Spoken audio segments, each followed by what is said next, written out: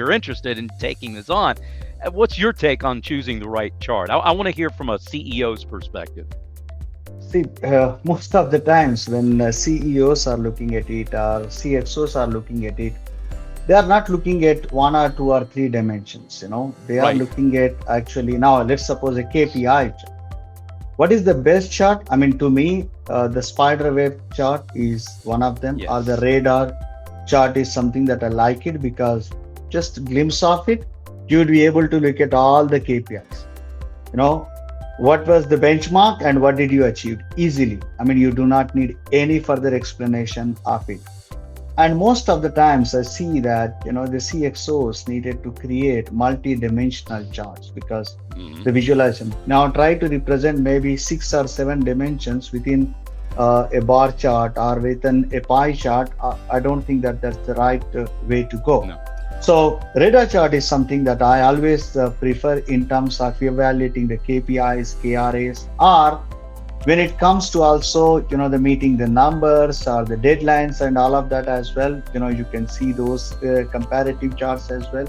So those are the charts that I really like it. But like I said, now you have sunburst, I'm telling you, Yeah. there are several chart types. Everybody is overwhelmed with it.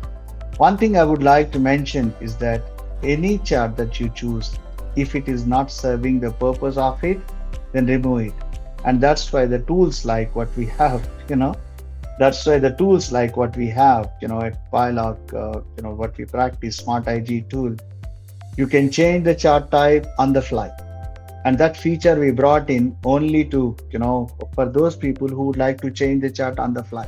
But there are certain, tools where you cannot change the chart type from one to other. There are several restrictions. And I'm not saying that every chart would be translatable or changeable, but at least, you keep that particular feature or functionality within your representation, within your visualization, that at any point in time, you change it. Or the other way also is that depending upon the persona, you choose a different chart type. Even that is also possible these days.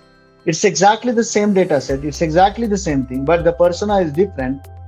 When you have lesser time to tell your story, you can use a complex chart with simplicity in it. But when you have got, a lot more time, then you can have multiple charts explaining the same thing. So there are really ways and means of it. And that is something that comes with practice. But again, with the guidance that we are now trying to give, I think, we need to have compatibility between the charts to be exchanged, on the fly or depending upon the persona. Right. There is a question coming up. I thought, let me just post it. You What are hit the the key- nail on the head. Oh my gosh. That is the guys, y'all have to listen to this man. That is the genius of Dr. No. Imad. Serious. Consider the audience. Everything that he talked about. Consider the audience, whether you're using this multi-dimensional approach or a more straightforward approach. A CEO, a CXO is going to have a different set of objectives in mind than Right. an IT manager or a data scientist or whatever.